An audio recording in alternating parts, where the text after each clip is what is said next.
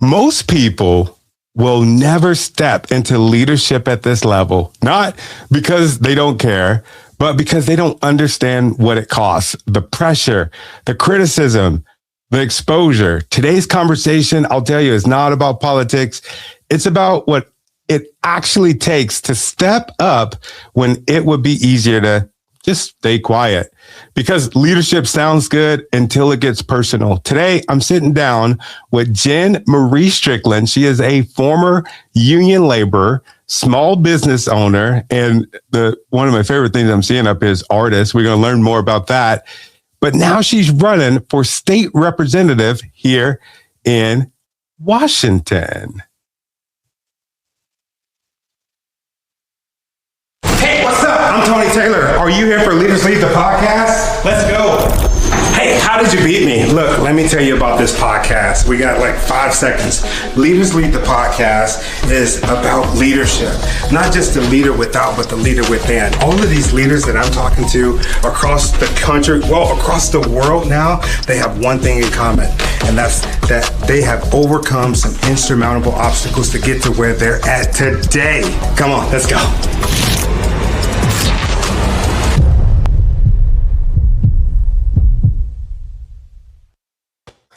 Welcome. How are you doing today, Jenn? I'm good, Tony. Thanks for having me. Thanks for coming on the show. Just like I was telling you before, I love your background. I love the flowers. I love the plants. I know this is going to be a good episode. I love plants and I love birds and stuff too. So. Well, then we're going to get along great. So yeah. Right. I want to go ahead and get straight into it, if you don't mind. Sure. And my goal for this point is the decision point. Most people, they don't just run for office. I'm curious, what made you decide that you were going to take that on? Well, I would say the bigger question around running for office, let's see, this was not my goal. My goal was originally to get other people elected, and I was working extraordinarily hard on that, right? But then we found out about last year in 2025 that we needed 21 people to try to take seats all across Pierce County for a charter review position. So Mariana Hike, the chair of the Pierce County Dems, was recruiting very hard for this. I believe she herself ran for a commission position. It's really a challenging position for people to try to get elected to, because they have to do a lot of explaining about what the position is. It's not a position that comes along very often. So I figured, okay, well, I'll throw my hat in the ring for a charter review position and, see if this is a good way to start, affecting change locally, since it's not an easy thing to recruit for because people aren't very familiar with it. It's not like a regular position. And charter review is about the constitution of the local government, right? Essentially. So it's this document that sets up the rest of the county's ordinances and it gives the council guidance, and it gives, it just kind of sets things up so the things can work for people. And yeah, so I started with that campaign, and I had a pretty heavy, a very heavy primary. I had a bunch of people that I was running against, which surprised me. But it came out winning, and it's definitely been an experience. Let's just say that. Ooh, I'm curious. What a good experience was it like, cause you went from being a normal person like me to then running for a commissioner position. Was there any of that political fighting stuff going on? Oh, yeah. I mean, the 5th district was a lot spicier than I was expecting it to be. Let's just put it that way. I still think government should work for working people. I think we should be having conversations with people at doors. I think we should be involved in that process. And I think we should solve problems for everyday people. And I think we lose sight of that when you get a bunch of established, people. A lot further people get away from those initial runs, those initial, when you're not an incumbent, when you're not an incumbent, I think you get a close close personal view because you have to knock these doors in order to get elected. That's a big feat, right? So the more door knocking you're doing, the more interfacing you're doing with the public, the closer you are to the people. And so I think as long as you can keep that in your head, no matter what position you're running for, is to, get close to the people that you're supposed to be representing through conversation and interactions, the better you're going to represent them, right? When you get into the position where you can do something. I guess I didn't expect. There's a lot of things I'm learning about the legislating process, it's a volunteer position, right? So we've been, meeting every Monday night. It's 6 months. We meet every single Monday night. And these meetings they start at 6, but they end at sometimes 12 o'clock. It feels like it's like 4 or 5 hours of just debating with 21 people in the room. And you've got public comment and you've got experts coming in from government explaining what they do. Every week? This is every week for the next, So we end in June, but we started in January. So yeah, it's a lot. It's kind of, and it's interesting, you've got a lot of people that are very passionate about their positions or their ideals, and on all sides, and I say all sides because you've got all kinds of different folks in there fighting for different things. And, some of it can be ridiculous. I think we spent 45 minutes one time on whether or not the public comments could be limited to 2 minutes or 3 minutes. So I'm we wasted 45 minutes on trying to figure out if 1 minute could be added or subtracted from public comment. And I was this is a little bit ridiculous, Yeah, how many people the bureaucracy on the bureaucracy, right? Oh, yeah. Everybody's got an opinion. Yeah. I won't say what kind of meeting, which meeting it was, but it was it was a Democratic something for the something. And I was there. They were trying to they were doing a motion on something to do with the president.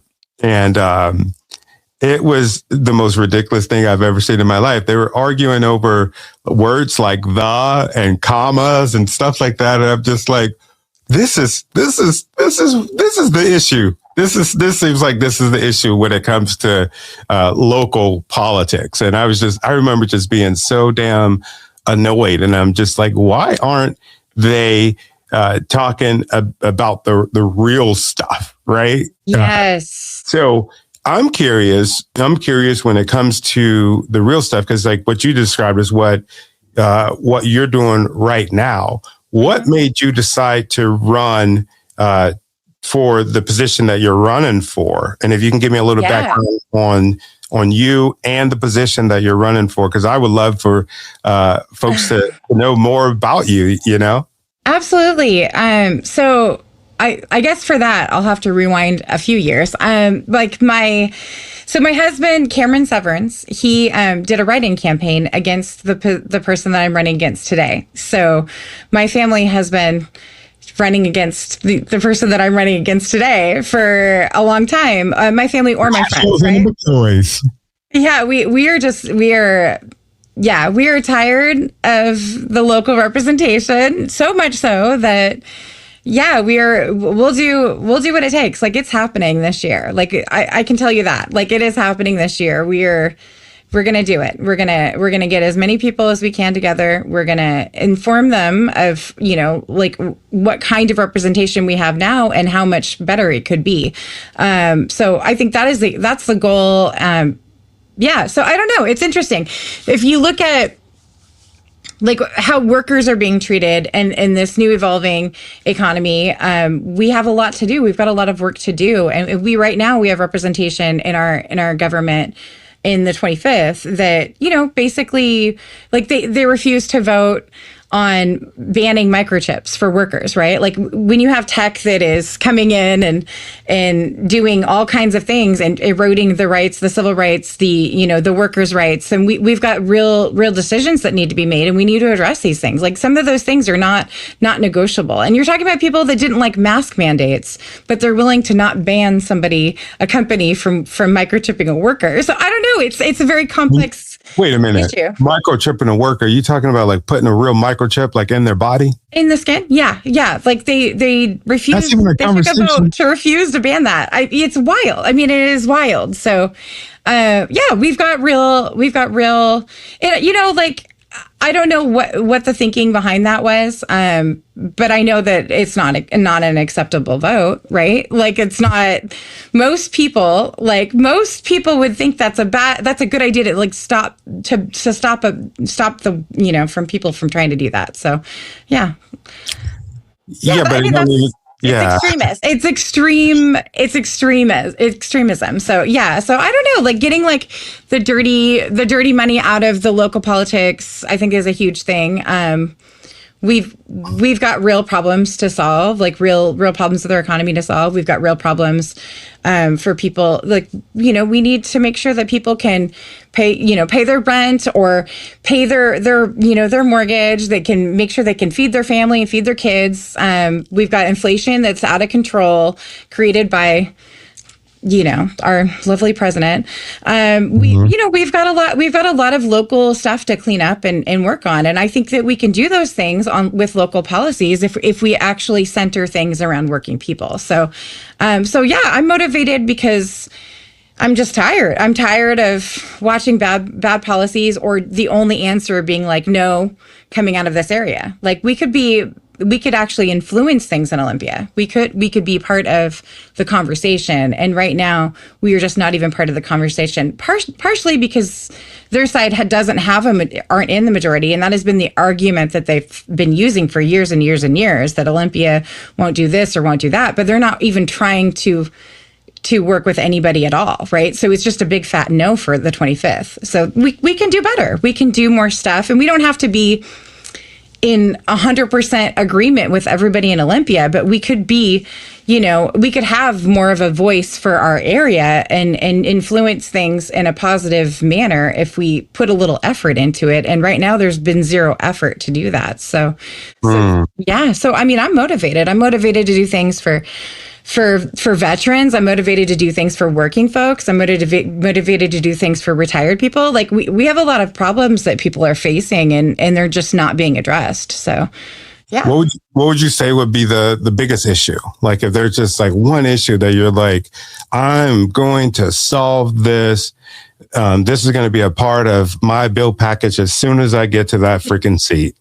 I mean, like infrastructure brings jobs, right? Mm-hmm. So, and it brings local jobs. If we had infrastructure that comes out of union labor, right? Like we could be building things that better improve traffic. We could be building things that better improve people's paychecks. That could improve. That could have an effect on our local economy, because those folks that are making a livable or a thriving wage, if you will, would go to our local businesses. Like Bezos isn't coming to our local businesses to buy dinner, but it's the folks working in construction that show up to take their family out to dinner, right? Like in our local businesses. So I think it's really simple. Like if people work here and they live here and they make money here and it's good money, they influence business here. They make, they're the customers, right? So yeah, so we need to focus on local issues, local problems, and local paychecks, right? Like, yeah. I'm glad you brought up Bezos. We just had a controversial bill that now I'm hearing all these billionaires are talking about they're leaving, and everybody's like, oh my God, it's because of the millionaires tax. What do you think about that? Some people love it, some people hate it. Where are you at with that? I mean, yeah, like I think it's good when people have we have a regressive tax system that has put the large amount of stress onto the working class, right? Like if we don't do something to evolve and change the way we're doing stuff, like I don't think there needs to be big giant breaks for billionaires. I think that is a huge problem, and I think if the oligarchy is for it, then I'm definitely against it. So yeah, I mean, that's as simple as it gets. I think we have a much more nuanced conversation moving forward on that issue, though. I think that AI is becoming a real big problem for people, especially in like the service industries. So I think a really nice solution would be to, for every job that is taken away from something like AI, right? Because you're going to have a whole lot of people running a whole lot of bots to do a whole lot of things, which means that more people aren't working. That means more people aren't paying into their taxes. They're actually, legitimately harmed by those types of actions. And the people that are controlling the bots that will be making money are at a higher likelihood of hiding that money, right? So I think that we have a lot of problems to solve around taxing and how government is funded that are coming up as big tech continuously tries to disrupt things, right? So we need people in the legislation that understand that we're facing new problems coming forward, and we need to have real solutions for that. And I don't, if you're going to replace jobs, right, with like computers or supercomputer or whatever AI, then maybe you need to replace the income that would normally be taxed there. Like maybe that's the solution. I do not think, and because they're the ones that's bringing this new technology too. Yes. And so should they get a giant tax break on top of eliminating the tax that comes from the working class on top of, it's like this compounding thing. Like how many breaks do you get, right? Like I don't understand how that's helpful. And then, there's the whole vilifying of people from the far right where, they say, oh, these people need a job. It's like the economy is shifting and changing, and it is harder.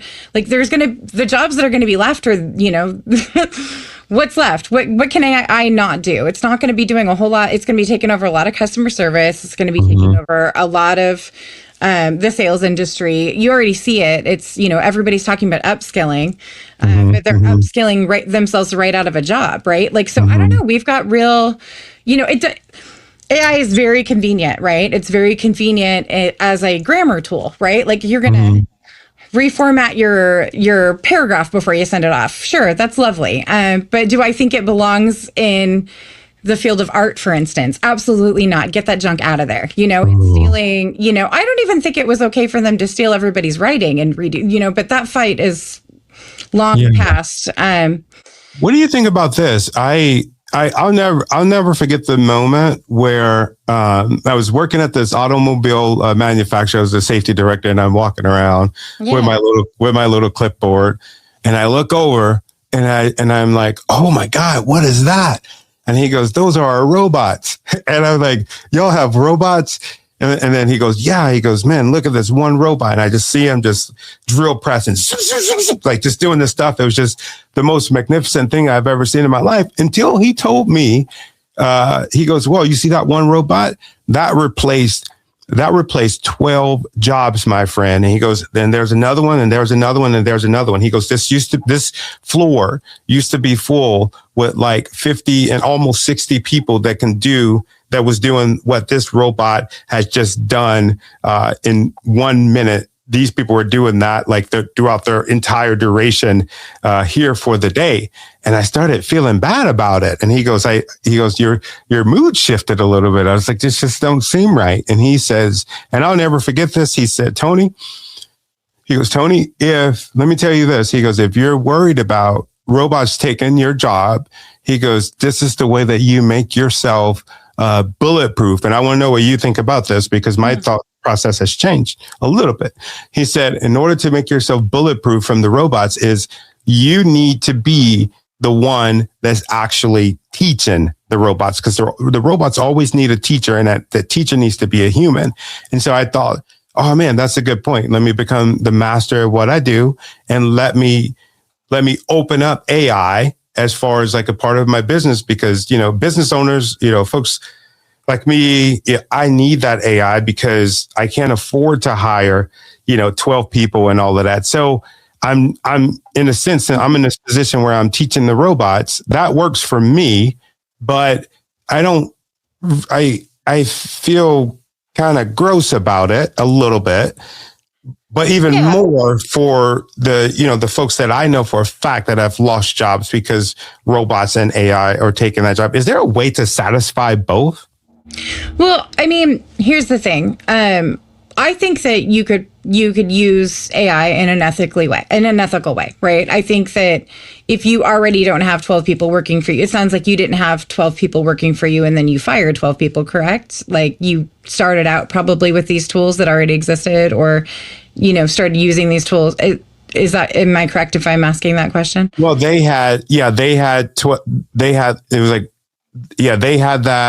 at the company. And as far as me, I didn't have the 12 people. I didn't have a whole bunch of people. It's always one of those things where I'm staying up until like 3:00 in the morning to do all of these different positions. And then when AI came out, I'm just like, ooh, okay, here we go. Yeah. I mean, I think there's positives and negatives to technology, and technology advances things and it does a lot of things. I think the part that I have a problem with is when you look at like just tech jobs right now. Like tech jobs there's a massive unemployment where people that were once working in tech now can't find a job, right? Like you have people that were making, they've literally upscaled themselves out of their industry. And now they're all replaced with bots, right? So, I mean, it's hard to say. It's hard to say at what point we need to be smart about what, there's so many conversations you could go with AI right now. On the automation front, I think it's good if it could be safe. Like if you can make jobs safe and you could have workers running these bots and doing it in a way that, is that training coming back to union labor though? Is that training, or are we training, unionized folks to learn these skills, or are we bypassing them and then making sure that, different people, it's like there's a whole issue. Like what jobs are we replacing? Are we replacing folks that were, a positive generator for real small businesses, right? In their local areas, because once again, whoever's controlling that bot, if they're not, feeding the local economy, then that whole entire, it has a ripple effect, right? Like the whole entire local economy is affected by that. So I think there are really important questions to consider, and I'm not saying that I have all the answers because I do not, but I just foresee a future that could be very positive or very negative depending on how we decide to make laws and legislation, right? Like I think that when you think about the way AI is interacting with humans on the psychological level, I think we have a lot of issues there as well, right? Like we have people that a lot of their unconfirmed biasnesses are continuing to happen. You've got mental health stuff that's happening. You've got people that are, kids that are really growing up in a different society than one that I remember as a child, right? So, and I grew up through the tech boom, right? Like I don't even, well, when I was in college, we didn't even have cell phones. I still had like a whiteboard that we'd write everybody's numbers down, like. So I remember like my car breaking down on like 167 and like having to hitchhike to the gas station so I could call my dad to come get me. It's like a different, technology exploded. I mean, through my lifetime. And how many, the people in the legislature right now, how many of them are my age? I'm young, like in comparison to a lot of them, which I'm not young, but like, I just think that we have to have people that understand technology on some level and like can perceive the threats to society as a whole, like at least attempt to keep up with that, right? Like we should be, that should be a conversation we should be having and not ignoring because we might have a great big fat donor check coming from the oligarchy, right? Like I think that's highly problematic, so. At the same time, this is complex for me, right? Like I'm going to have I come from, let's put it this way. My people are the building trades, right? Like we like to build things. The people that have the big checks sometimes are those folks, but like to build those buildings, like they're the ones that are wanting to build buildings or build data centers or build things. And so I think we have to have a really nuanced conversation about how labor exists in these spaces. And if there's one thing I will do in the legislature, it will make sure that labor is taken care of, because that is the most important.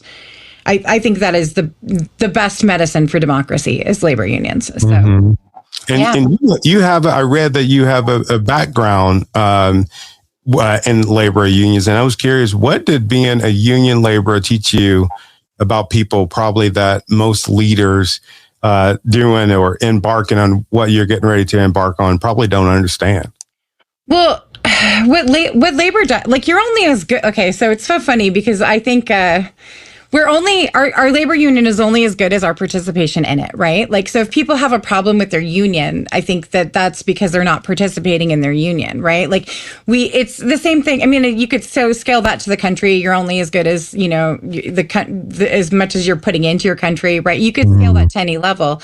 But organizing and working collectively to get something done is really the only answer when you're looking at like a hierarchical structure, right? Like if you don't like something, your best bet is to find a whole bunch of people that also don't like something and are willing to take a stand against that, right? Like if you don't do it together, then it ain't getting done unless you have capital power, correct? So it's a check. It's a check. It's a really important check on like that's how you affect change. You don't do it by yourself. Nobody does anything by yourself. That is a myth. I mean, even the people that like they inherited all this wealth, right? They have all this money and the money's making decisions, but they didn't do that. They didn't make all that money by themselves. Give me a break. Like that. We need to bust some of these myths down, right? Like, but you can say, okay, like, listen, if you're not going to pay me a living wage, well, I'm going to find, all the rest of these people who are also not getting paid a living wage. And we're going to say, look, good luck replacing 40, 50 of us. Have fun with that. That's going to be great for you. Your losses will be through the roof, right? Like, and like now we want a living wage, pay us the living wage. And that's it. It's basically that simple. Like, do not screw us as people. We deserve better and we know it. And we understand our value and our power as working people like that. I mean, that's ultimately what I've learned from the union. That's cool. I mean, because it sounds like a lot because you're actually dealing with people, not just the job, not just scaling businesses, but just the people, which are the most important thing. And I think a lot of people, they forget about that. They forget about the human element when it comes to all of this stuff. And I'm curious, at what point, you running for this new position, what point did it become real, or has it became real yet? Or are you in the, oh my God, I'm running stage, or have you came to that point where you're like, oh shit, what did I do? Yeah, no, I think it became real like long before. I would say long before, because it's, to me, running for office now just means that I'm the person on the podcast or behind the mic. It used to be other people behind the mic or on the podcast or, at the door. I've always been at the doors because if I wasn't running for office, I was working on our school board campaigns. If I wasn't, my husband was running for office. He ran for state leg last time as well against, the other Republican in the race. I mean, I guess it's the same conversations. We aren't doing enough for working people and we need to start doing more. And like, I don't think I might say it a little bit more forcefully than others. I'm not as, what do you call it? Like, I'm very authentic, right? Like, I'm just going to give it to you straight and you may not like what you hear. I love that. Who you are. So, I love that. I think that's way better than the googly gawk that we get. That we as citizens get. And I'll tell you, somebody, a parent, a father, a business owner that live here in this state, this last legislative session, it royally pissed me off. And that was because of the communication with the leaders that are supposed to be the people that are supposed to be helping us. We're the constituents. And that's what I wanted. I wanted some real talk. Hey, Tony, this bill will get passed if you do X, Y, Z, stop wasting your time freaking calling me every day, emailing me every day, go do this shit. And then I'll go and do it. But I didn't get that kind of communication. I didn't get the real talk. Yeah. And I feel like that's what we need. I think so too. I think that people are tired of, just prepackaged crap. Like we just want it straight. And like, my husband, he's very good at like calm. He's a calm messenger, right? Like he's a calm deliverer of things. I mean, when he ran, the inside household joke is like, well, you could have had the nice one. Now you have to deal with me. So it's kind of funny. He's the nice one. Yeah, he is. He's a sweetheart. But like, it is what it is, right? Like, I'm just, I do my best. I don't know. I come from the construction trade, right? Like, so I'm gonna give it to you straight, and like the most effective way is the fastest point from A to B is to say it, in a straight line, and so that's probably what you're gonna get from me. But it is what it is. I don't know how else to change that, So I'm curious. Usually this fire, and I love it. Oh my God, I love it. Usually this fire, it's like people are like born with it, or they come from an angle to where they've been almost like something happened, right? This almost like the superhero thing, with Batman. He kind of got his superpowers because of something bad that happened to him. What would you say you've gotten your superpower from? Did something bad happen? And I say that in a very general term. Did something bad happen? But like, did something really piss you off, or did you come out of the womb like, boom, this is where I'm at?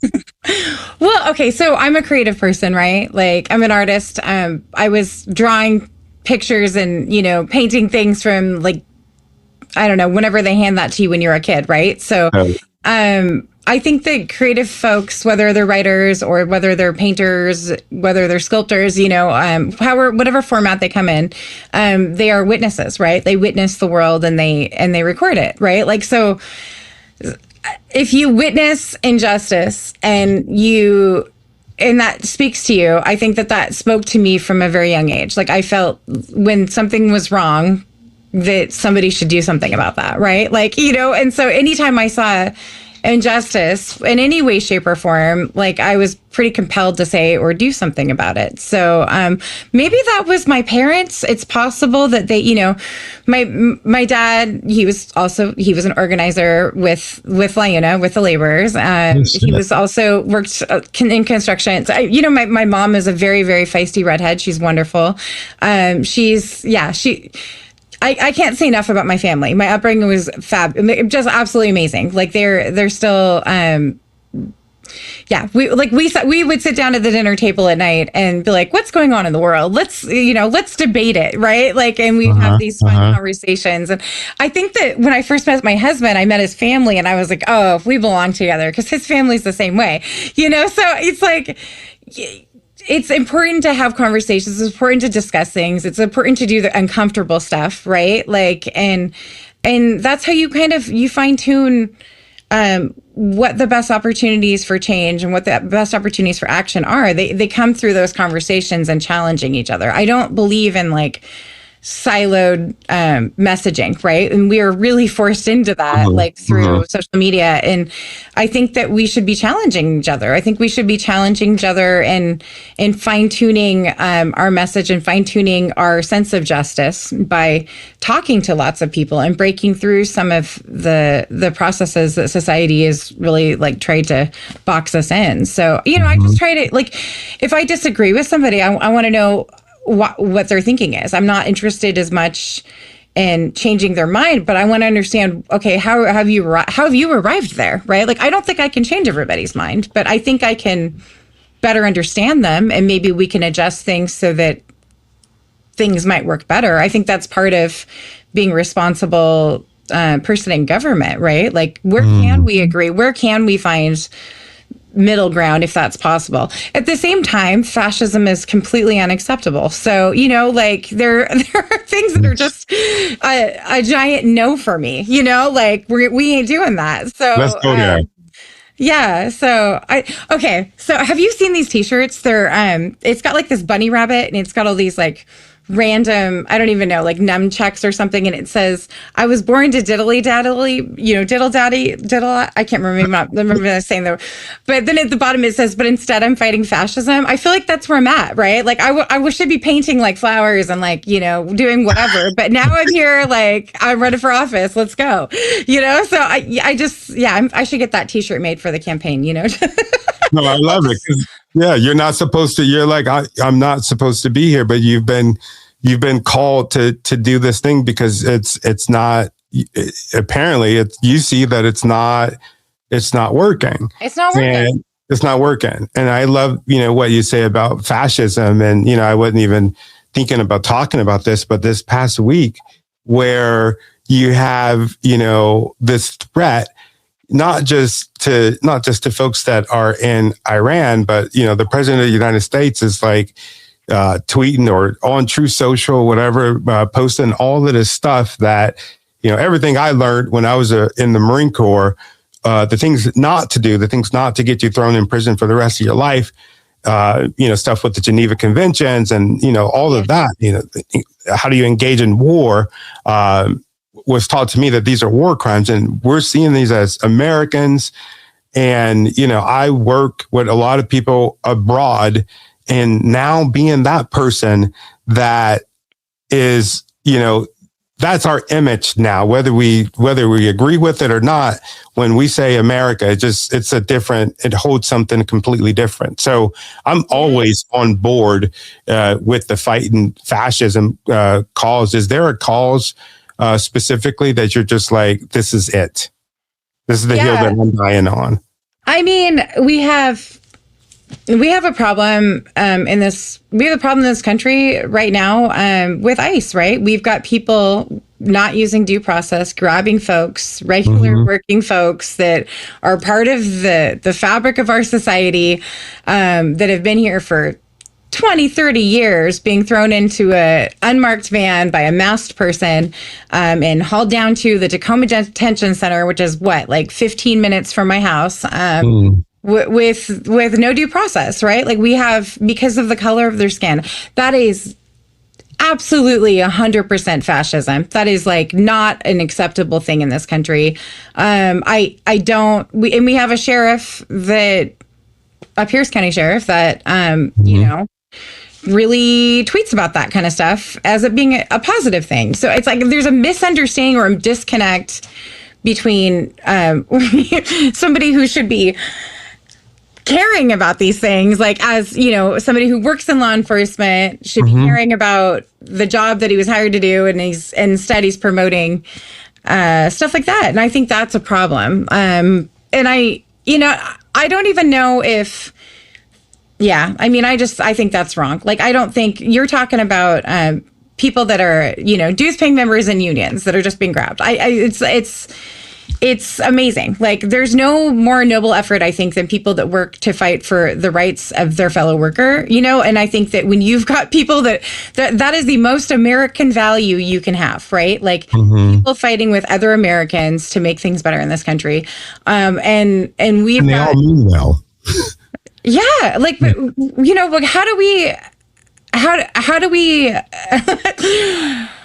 why, right? Like why? Like why are these people being grabbed? I don't understand. I've heard a lot of rhetoric, and everybody feels like, oh yeah, there's, the rhetoric it's terrifying. I don't know. It's just there's things that are just not okay, and this is, if you think somebody is a criminal, then you give them a trial, right? If you think somebody's done something wrong, why are you skipping that process? Like that's the part that doesn't make sense to me.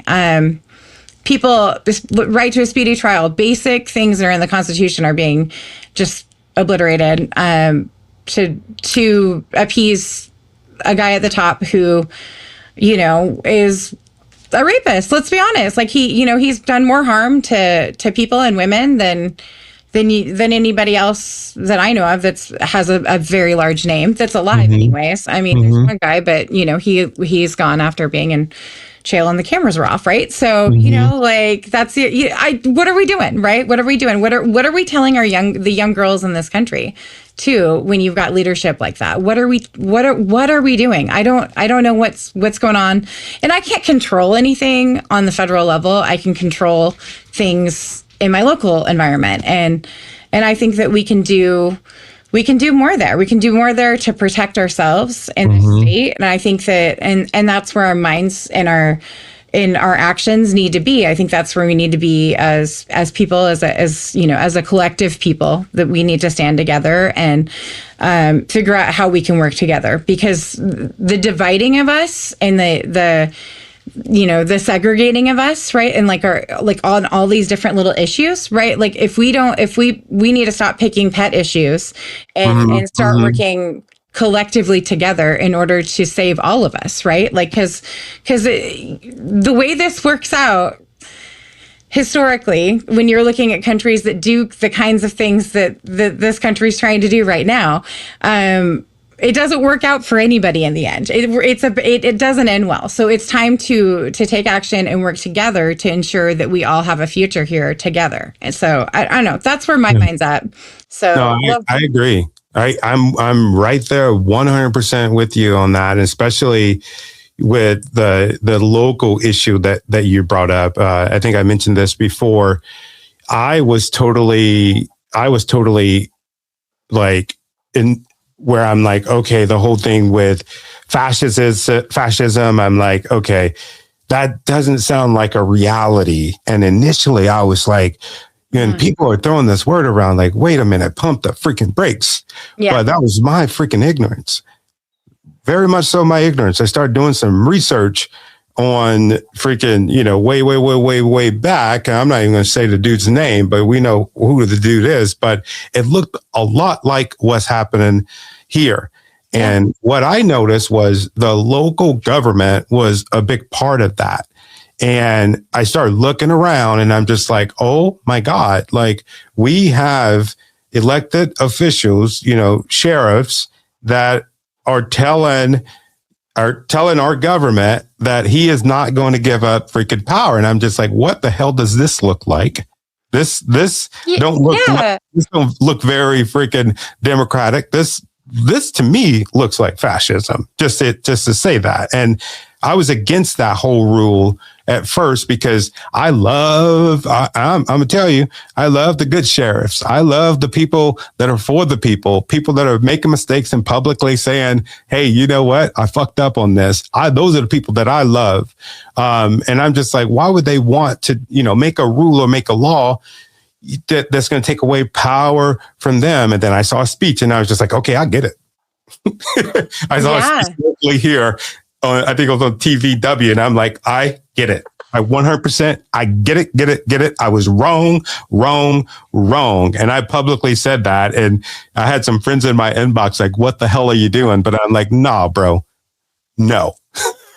Yeah. I mean, and like we're not all going to agree, like, and that's fine. Whatever. We can't like. What I noticed, like, the more I've had a lot of interactions with him, in particular, especially in charter. So he showed up to one of our listening sessions, and for the folks that's listening, sorry, I don't want to cut you off. For the folks that's listening to this, if you're not in Washington State, Thurston County, I don't want you to be freaking sending me messages like, who that? Well, Pierce County. I don't just sending me messages. Who the hell are we talking about? Sure. But we're talking about the Sheriff Swank in Pierce County. Look him up. Freaking go look at his Twitter. You'll see exactly the stuff that we're talking about. So just to give them that preface. Sorry, go ahead.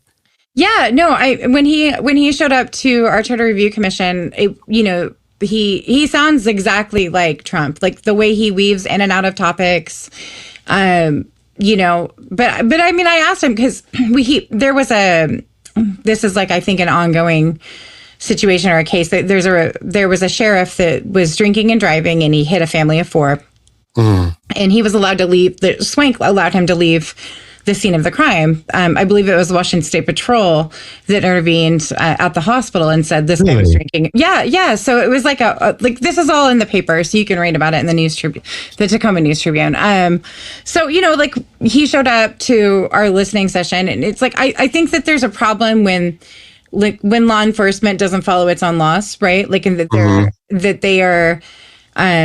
But so I asked him about this in our listening session since he showed up, and he kind of freaked out. Like he freaked out, and he was like, "That's about so and so," and like he would lose his job if he got caught with a DUI. And I was thinking to myself, what about me? I know. That's what I asked him. I go. So you don't think that like people that drive with a CDL license wouldn't lose their job, right? Like if they that's the reality of what happens when crimes are committed. When people commit crimes, they often lose their privilege to a job, right? Like those are common things that regular folks experience.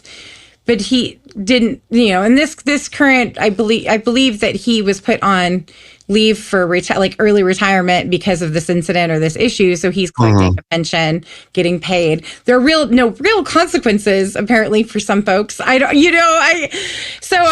asked him again, like we were at the Charter Commission meeting. This one was public, and I was like, do you think it's okay for law enforcement to have?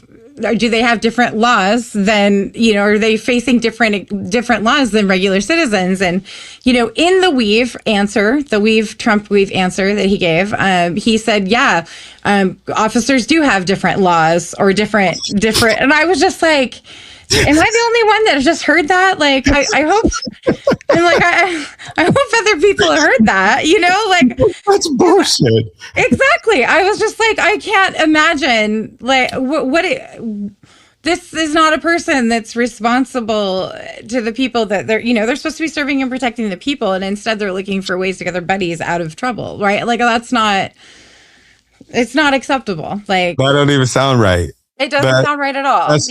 That's craziness. Because, like, I'll tell you,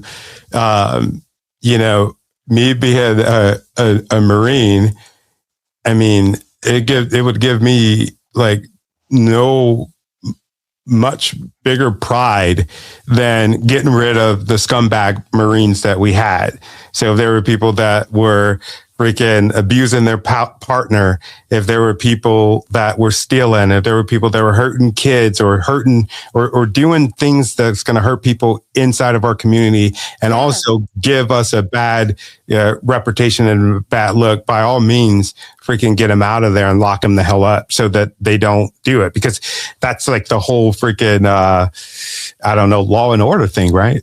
Well, yeah, I mean, I think that when the damage that he is doing to police officers that are good police officers, that's actually a really important thing that we should be talking about, because he's made that job a lot more dangerous for them, because people like the community trust is not where it needs to be. Like he spends all of his time online eroding that, and that's not good. That's not good for us. Like, that's not good for us as a society. And, I think that there are a lot of good cops. I really do. I think that there are a lot of good police officers.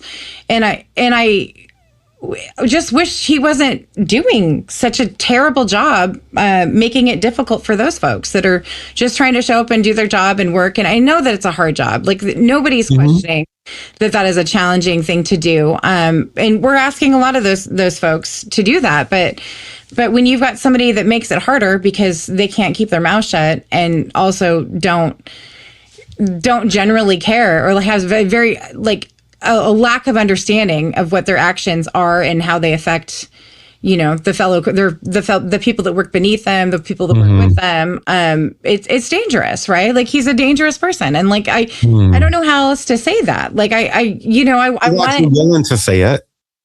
Well, yeah, I'm sure that he doesn't love me, but that's okay. Like, I'm not here to be loved. So, I'm just trying to do, I just want to do what's right. Like, that's, ultimately where I'm at. I'm like, is it ethical? Is it reasonable? And does it work for working people? Like, I think that's where my decision-making process is at right now. I personally, I know there are good cops because I've met them. I don't think he's one of them, so, and there hasn't been any action that has made me think any differently. I do think that he's got a following of people. Mm-hmm. And I don't even think all of those people are bad people. I think that they are misguided folks. Like, I think that they have a lot to learn, and that's okay. We're all evolving at different rates. So I'll help them learn if they want to talk to me about it. I'm open to that. So I love that. I'll tell you, I'm glad that we touched on this, because I've been, I don't know, watching it and just like, what the hell is going on? You know what I'm saying? Like, why is this happening? And I'm glad that it's not one of those things that's like in the vacuum to where I'm just like, man, am I going crazy? It looks like other people are seeing it too. I'm curious, with you being vocal about this stuff, I'm curious, where do you get that courage from? Because not a lot of people have it. And you're the type of person that I want to vote for. What are our options, right? Like, we say something or we don't say something. If we don't say something, then what are we doing? Right? Like, I don't know where I get it from. I think it's probably like where I'm stupid or something. The part of my brain that's like, I guess I'm not thinking about consequences probably. I don't know. Whatever. Oh my God. Yeah, no, I don't know. Courage is something that, I mean, I'd rather die with it than not have it, I guess, like, ultimately. Yeah. Like, leave it all on the table. Pretty much. Yeah. Yeah. We'll see what happens, so, yeah, I mean, I'm just me, so like, I'm one person. I'm hoping that I can do something with that. If I can't do something with that, then we'll find out. But until somebody actually stops me, I'm going to try. So, and I'm not afraid of much, let's figure out how we can, we'll just see. We'll see what we can get done. Right. Like, I think that's ultimately it. I don't like to be told I can't do something. So we'll find out. Like, it's highly motivating when people tell me I can't do something. So, who are you running against? My opponent is Cindy Jacobson. Cindy Jacobson. Name sounds familiar. She's more extreme than Matt Marshall on labor issues, which is really interesting. So, what do you mean by that? She has like a 0 record of voting with labor. So, like, she's an interesting character. At least Matt Marshall, I think, voted for, and he's in the 2nd district, by the way. He's like one of the, what is it? Like the 3%ers? I can't remember. Some Proud Boy something. Some something. Yeah, something. I don't know. The folks in the 2nd will tell you all about it. Let's just put it that way. But I was surprised to see that she had a more extreme voting record this past legislative session than he did. I think that he even thought mental health bill for people in the apprenticeship program was a good idea, so he voted with that. But everything else was just very, like, all of her votes were against labor this year. So, so it sounds like you got a good chance. The biggest partners and the most hope we have in the 25th is with labor. Labor is like the heart and soul behind our campaigns. So, I believe we have a good chance. I think we can do something with that. I think that, I think people are ready for a change. You can see it in the streets at these No Kings protests. You can see it in all of the civic engagement across the county. We've got a really good shot. I think that, it's when regular people, there's a spark when regular people stand up and do something. More regular people stand up and do something with you. Like, if we do these things together and we do them, the more we do them, the more people that see that they can. I think that's how we affect change, right? Like, that's how we get into this. We start going hard, and we go hard together. And I think that we can do that. So yeah. It's a lot of going hard together. Yeah, it's a coalition of folks that are ready to do something and see something different. Yeah. Has this race cost you anything personally?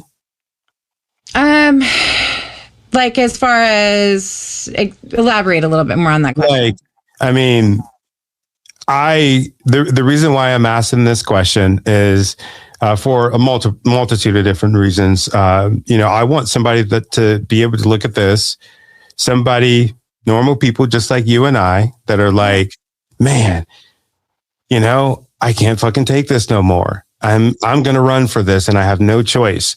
But I'm afraid of, maybe this happening, smear campaigns, or losing something personally. And so that's why I was curious. I always ask candidates, personally, what has this cost them? And for me personally, I'm just like, I'd love to hear the things that, politicians gained, like in a good way, and the things that they lost.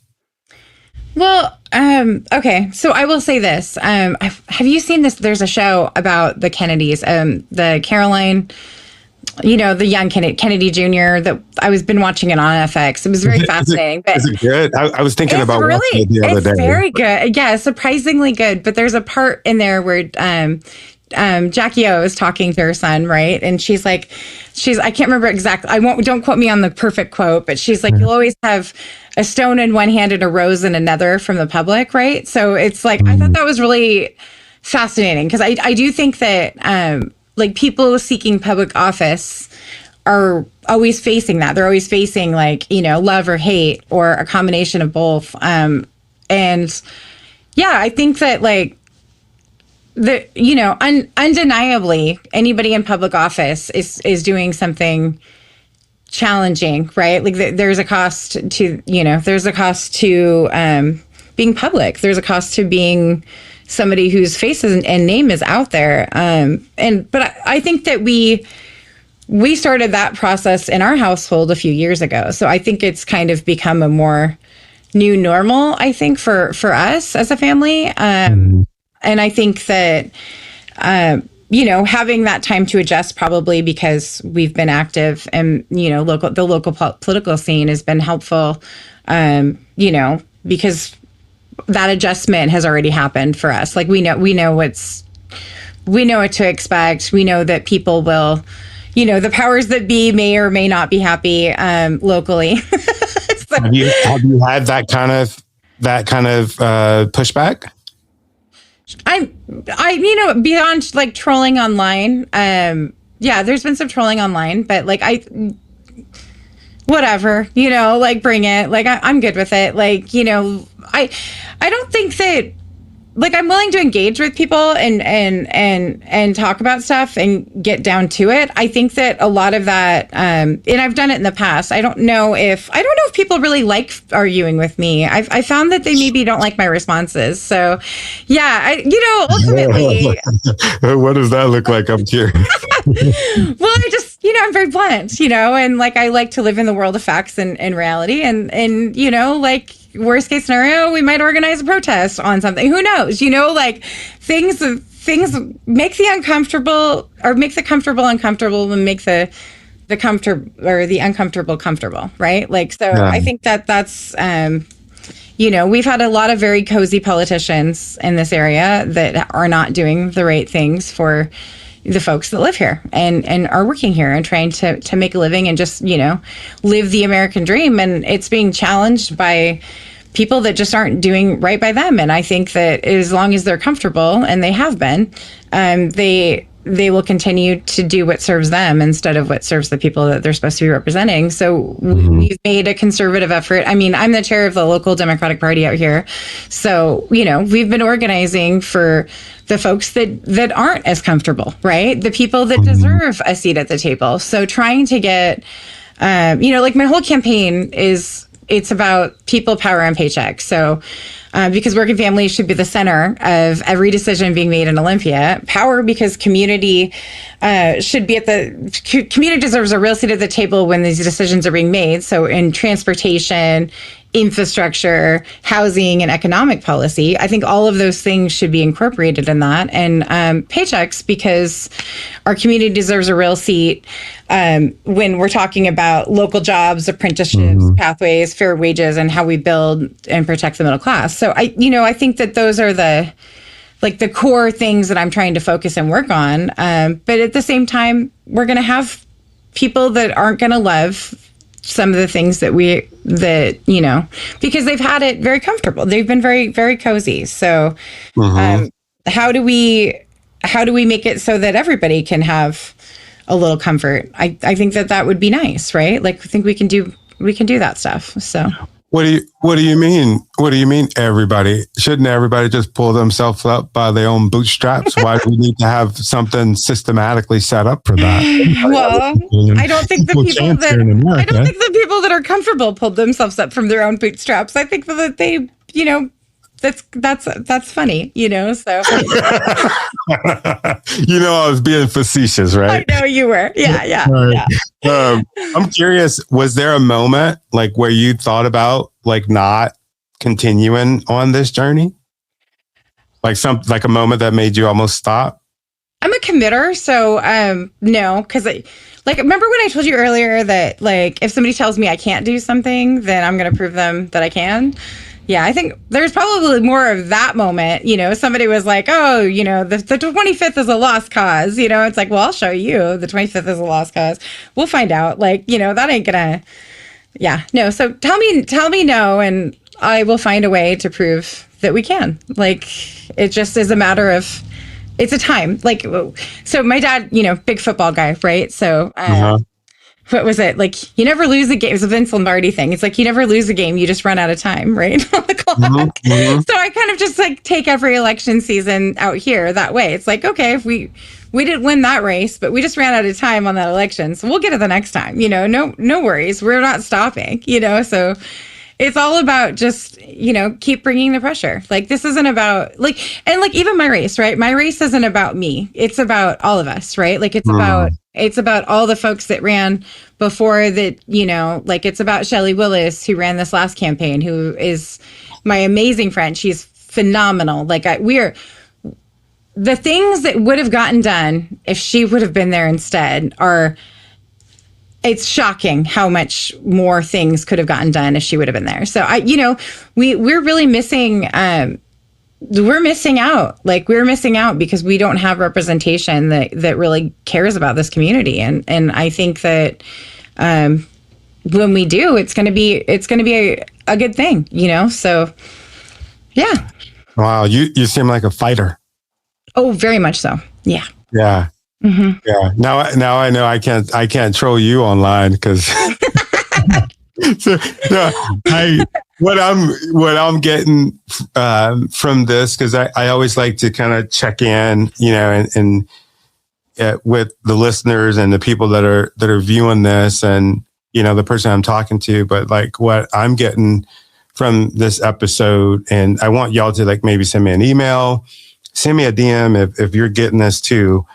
But like, you have to fight for what you want.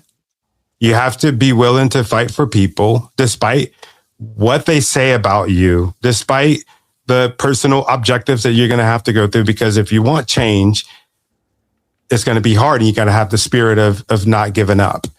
And this kind of goes with, and I like, because the questions I'm asking you, they're like emotional. Sure. I've been, kind of like in this last legislative season, I've had to grow a little bit. There was this bill that I really cared about. The Pandas bill. It was 21, I think it's 2195. Y'all don't come at me hard if I messed up the numbers. That's like a disability that I have. So don't come at me hard, y'all. But,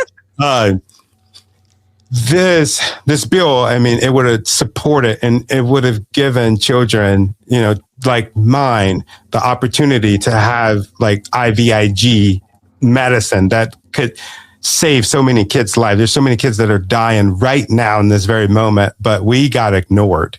And I was so mad that they wouldn't give us a chance to tell them that this medicine is not only real, but this freaking illness is real. And the people that our legislative leaders listen to were the very same people that are doing harm to our children. And I was trying so desperately to get that through to them. Like, listen, this is this case. This is this case. They've been sued. They're hurting us. They've hurt my family. They've hurt thousands of families, but they would not listen to us. And so I got mad. And I'm like, my idea was, organizing was tagging them, emailing them, calling them. They freaking ignored us.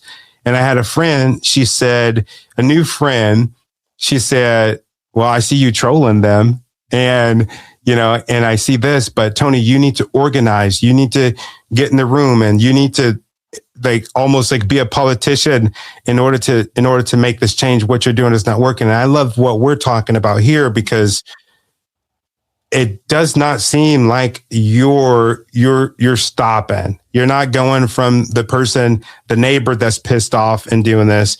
You're not asking for a seat at the table. It sounds like you're demanding a seat at the table so that you can make change. Did I get that?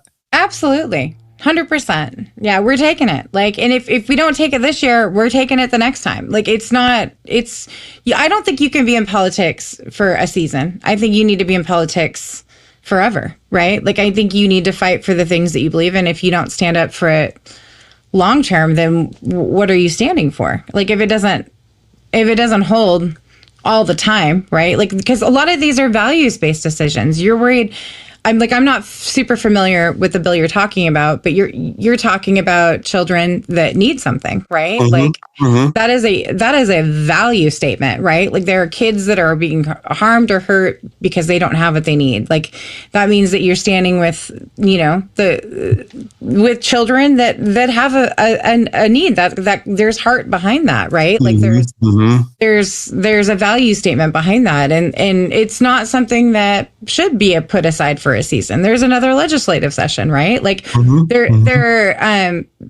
You learn, when you start fighting for something that you care about, you learn different ways to achieve that goal. It's through a process, right? You just make adjustments. And I personally am a much bigger fan of a micro adjustment than a macro adjustment, if that makes sense, right? Okay. Yeah, I think that if you just you step back from what you're looking at, it's what did work? And what didn't work, right? Where did I go wrong? And how can I fail forward on this issue, right? You can look at data. You can look at who do you have inside the room? Who is fighting for you? Who's having conversations with folks about these issues? It sounds like you have at least one person who is giving you advice, that's saying, on how to organize, on how to do that. So I would start with that person's perspective and then figure out how to, who's going to move who, right? Who you have to power map your existing structure, figure out how to be in the spaces that you can't be in with somebody who is a good mouthpiece for your issue or for your goal, right? So I think it starts first with education. It's what did the suffragettes? It was agitate, educate, organize or something. I think it's there's a whole lesson plan for it, right? We know what to do. We just need to do it, and we just need to keep doing it, right? Things are not one. Power is never just handed over. People don't hand it over. It is always taken, right? Yeah. So we have to fight for things. That's the foundation of the truth about America. That makes a lot of sense. Yeah, there's a lot of push and pull, right? There's a lot of push and pull. And even when you win something, then you have to turn around and defend it, right? It's complicated. Yeah, it's not easy. I did not know. I mean, it was just it passed the House, the bill passed the House 83-13. And I mean, bipartisan support. One of the, people that were supporting it were Republicans that I'm just there's no way that this person would support it. But then it went to the Senate and the person in charge of the committee wouldn't even let it go for a vote and wouldn't talk to us, wouldn't do this. And I'm just oh my God. But it sounds listening to what you're saying and, anybody else that's listening to this, it sounds like that what I'm getting from you is to organize, to start a movement, start being, instead of the pissed off parent, the lesson that I've learned, instead of being the pissed off parent, be the strategist, somebody that has the goal and that's going to get there, not, and if you lose, okay, it's not losing, but it's just the clock has ran out, right? Exactly. Yeah. Yeah, absolutely. I mean, it's about, and then you shouldn't really we don't have to look at, what we've done so far as being a failure. I think that's what did you gain? What have you gained? What knowledge have you gained? What have you learned about the system? What have you learned about how people respond to your arguments? How do you learn about what have you messaged? Are you coming off as the angry parent, or are you coming off as somebody who is, knowledgeable about what they're talking about? I think that's the way, and I don't think it has to, you have a right to your anger, right? If you're a parent, should that be an acceptable response? That might be a totally acceptable response, depending on what the issue is, right? But at the same time, you could couple that with say a doctor that would have intimate knowledge about that, who could be the expert on the disease, right? So you could partner with them. See, there you go. You can partner with folks that can provide, anger is my go-to emotion personally. Whether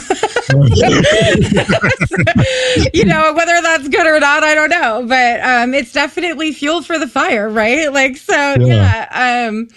Yeah, I mean, but yeah, you have to figure out politics is about seasons, right? We had a rough budget season, right? Because of external forces.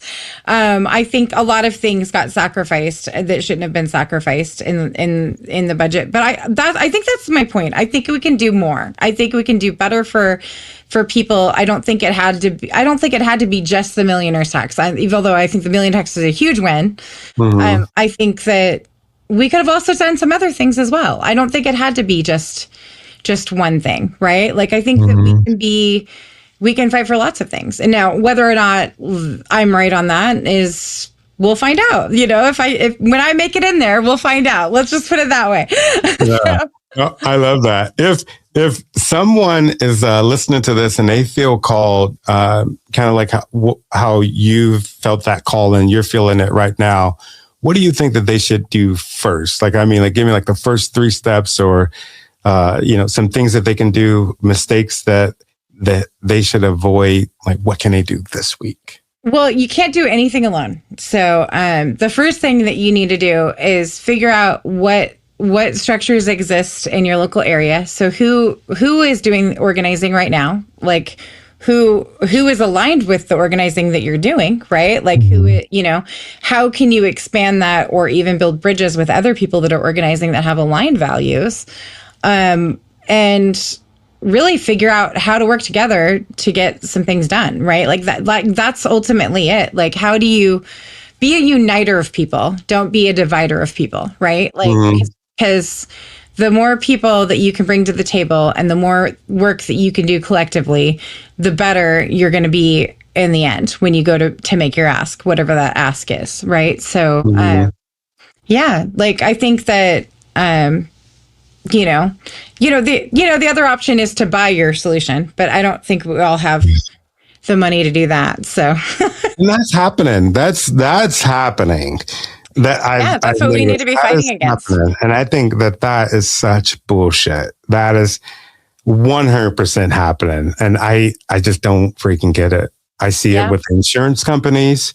I see it with medical. I see it. Oh my God. It's such a rotten freaking thing that's getting in the way of healthcare. That's getting in the way of, the things that you're fighting for with the unions and that. How are we doing on time? Because I got some questions from my DMs for you. Are you good on time still? Yeah, let's go. I think I can make that work. Let me just see if I might need to charge my computer. So I just got a couple on it. I want to make sure I get them. Let's see. All right, and this kind of be like a rapid fire. Okay. Nika C on Facebook said, because I did a post. I said, I'm interviewing Jenn Marie Strickling Severance, candidate for state rep for 25th district. What should I ask her? Nika C said, what does she think of self-dealing in grants, contracting, and daycare fraud and overpayments? Like, what do you think about that subject?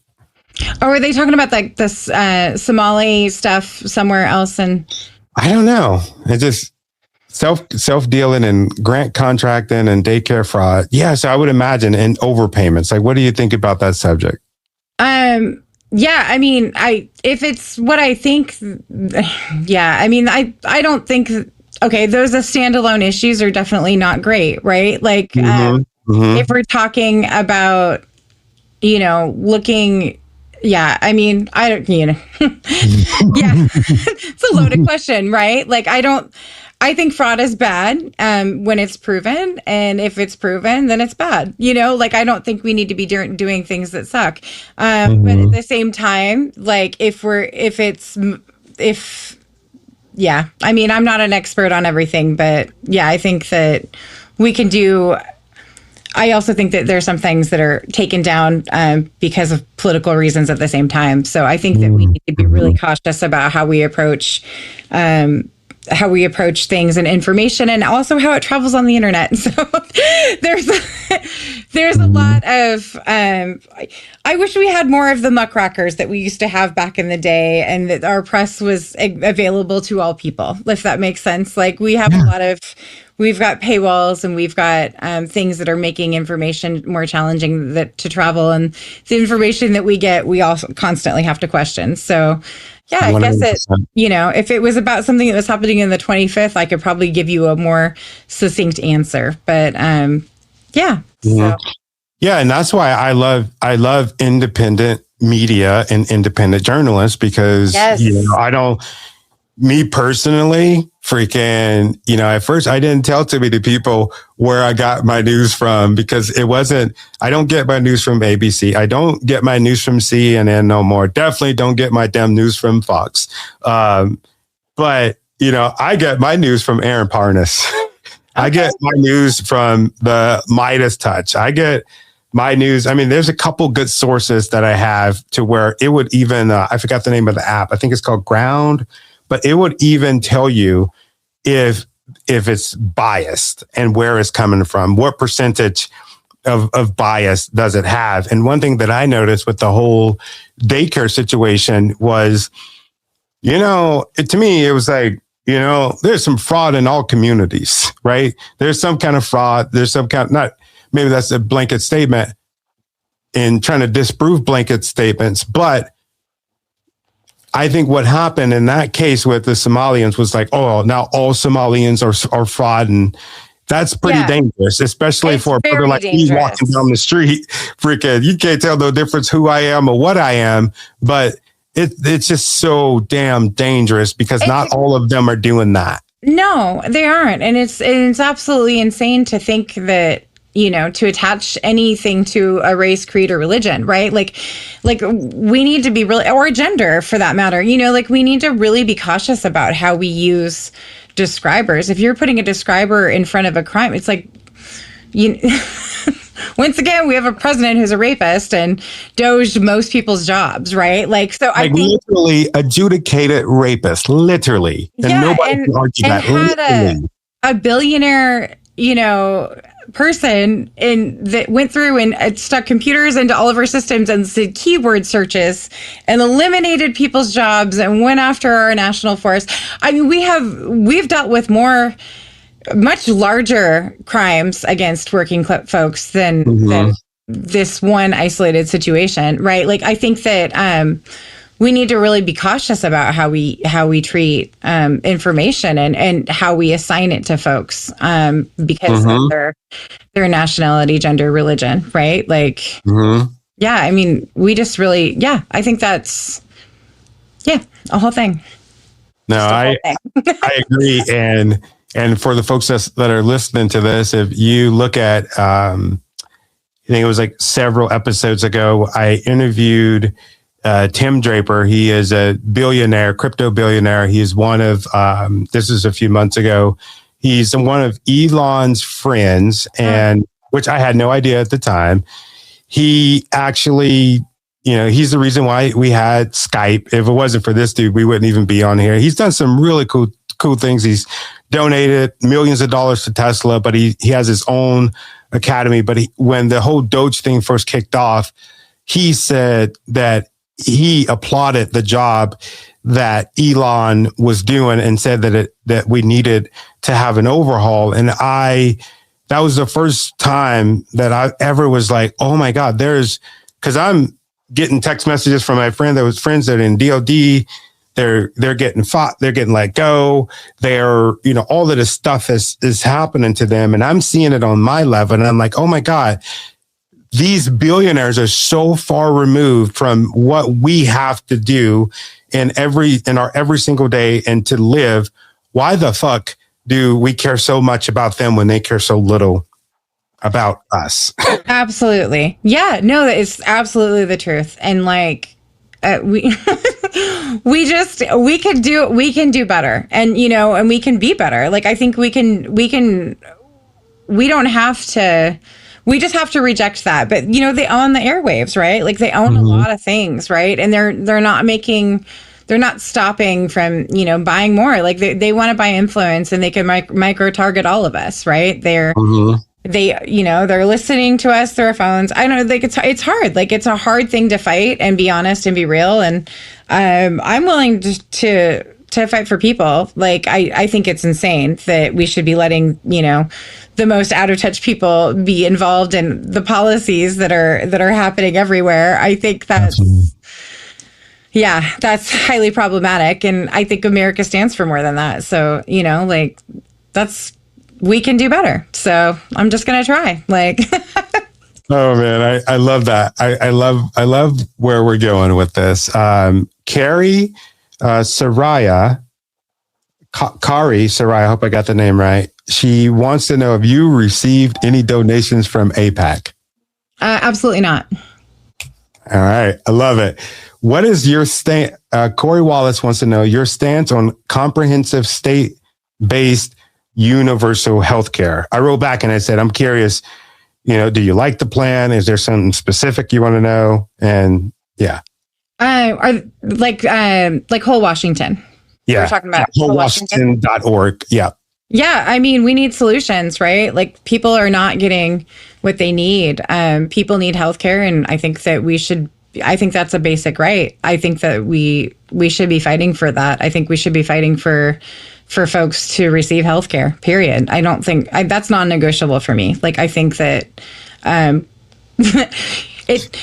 cancer, all these things, right? They have a lot of causes and a lot of sources, and everybody can be hit by them at any point. They can wipe out whole entire ability to earn income and the whole entire, what do you call it? The financial protection that people have put in place. They can change basically the status of a person depending on what kind of illness they get. And I think we don't have a system right now that takes care of people or prevents that. And it can be we have a healthcare system built up and propped up on profit, and it's not built on what it needs to be built on. So yeah, I think we can, first of all, take care of the folks giving the care through union labor. Second of all, taking care of the folks receiving the care, and what I've seen, I just was at an SEIU protest over here in Puyallup the other day.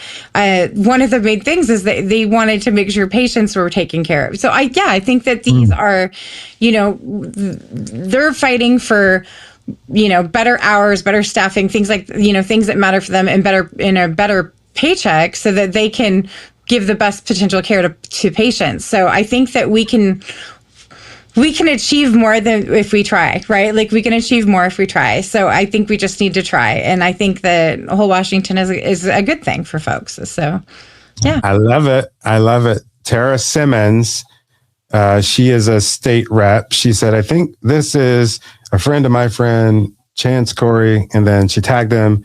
Chance, Chance? I do. He's wonderful. Okay, cool. He says she is. I would ask her about her work on the Pierce County Charter Review Commission, and I think we covered that. We did. But I will add that, so, we worked on trying to make sure that labor had a huge voice in the Pierce County Charter. And actually, the county exec came and spoke at our last meeting, and he talked about doing an executive order for project workforce agreements. So we accomplished our goal, and that the county is going to take project workforce agreements a lot more serious and community workforce agreements a lot more serious. So I'm really excited about that. That's a win before we even finish our whole entire commission. The other thing that beyond the sheriff, right, which is all this other work that we wanted to get to. So working on organizing an amendment right now that helps folks in mobile home parks, right? We've got the most mobile home parks in the 25th LD. And we just want protections for folks that are experiencing both gentrification and then developers that buy up these properties and kick folks out, and or even like companies like Hearst and Sons, who show up and they buy up these aging mobile home parks, and then they start jacking the prices way up, right, for all these people, and then they don't actually fix any of the broken down systems that are in place. And now these people are people that own their mobile homes, right? Like they own the actual place that they live in, but they don't own the land. So they get charged fees that don't make any sense based off of utility hikes, all these different fees that go up based off of sometimes racist policies, against the Hispanic community. They don't provide things in languages that they understand. It's a highly targeted profit industry that So working on protections for mobile home parks, that's another issue that we're facing on the 25th. I'm trying to think of another. I think I submitted an amendment for a conflict of interest so that people that were associated with certain people in the government in the county government would disclose that they are associated with that, with an individual, and then recuse their vote, right? So that they would not be voting on things that could directly affect or impact them in government. So those are the things that I've worked on the Pierce County Commission. So, and we've got one more week to put amendments in. So from the public as well. So if you all have a great idea in Pierce County, you've got till the 13th, I believe, to get that in. So, or not the 13th, the 18th? The 18th. No, I think it's the 13th. I don't know. I get numbers confused just like you do, Tony. So my numbers are like, woo. Sometimes I ask my wife, how old am I? Yes. Oh, I don't know if that's the disability I have, or if it's my old age creeping in at this point. But I'm really grateful to you for having this conversation. My last question is, what kind of, and if you can talk to the people, something you can say to folks that are listening to this and they're on the fence about voting for you, maybe, what kind of leader are you? What kind of leader do you refuse to become? Just maybe some final words, and then we'll take it out from there. My final words. Okay. So I'm the kind of leader that is going to be responsive to the public and try to do the best for working class people. And I'm just trying to do the right thing, the good thing, and make sure that we're just taking care of folks. So I think that what was the other question exactly again, Tony? I was thinking, like, what kind of leader do you feel like you are, and the type of leader that you refuse to become? Because I think we all know when people get into these positions, they say one thing and then sometimes they do another. Yes, I think that. Yeah, I'm not going to be beholden to the oligarchy. Let's just put it that way. That's what I'm not going to be. And then what I want to do is good. Like, that is my goal. And and good for people that don't have a voice, right? Like, I think we need to do, and we need to make government accessible. Like, I think there's a lot more work we can do locally on that level and on that front, so people understand how they can use their power, how they can assert their power, and how they can affect change. So, I think. Does that work? No, it does more than work. I know. I'm a fan of you now, and I love getting to know you. I think this has been wonderful. I got a personal question for myself. Sure. The delegate process. Are you a delegate, and have you been one? I am a delegate, and I have been one. Is it pointless? Am I wasting my time? Be honest with me. No, I think it's really like just like union organizing, right? You're only as good as your participation in it. So I think that every time somebody plugs in to our state party and like does work in that environment, I think they add value, right? We all add value. So it's how much we put into it. So I think it's important, but that's how you connect with people that you align with, right? And then you grow, and iron sharpens iron. We iron each other. We get sharper when we're around each other, and we have conversations with folks, and we understand each other better because we have different issues like across the state. So I think it's the one way where you can understand Eastern Washington. You can get to know the folks in the North, and you can get to know the folks in like Vancouver area, right? Like it's a way where we can all just learn about what people need. So I think it's important to do that. That's cool. That's cool that you're doing that, and I appreciate you giving me that perspective. I've heard a couple different things where people said that it worked, people said that it don't. So we'll see. That's part of some research that I'm doing. I was curious. I'm not saying that you won't be irritated at times. Sometimes that's part of the sharpening process, right? Like, Okay. I see what you're putting down. Can I send you a resolution that I'm working on, and maybe you can put some eyes on it for me? It's absolutely. It's for communication. It's the whole deal that I told you about, where, I felt like the big stakeholders in that one bill were getting ignored, which we were, but some sort of communication structure. And I don't know if this is the right route or what, but I guess we can talk about that later. But so my computer is at like 7%. So I can either grab a charger really fast and we can keep talking, or no, you're good. I'm down for the resolution. Let's do the resolution. Okay. No, I'll send it to you. Send it to me. Yeah.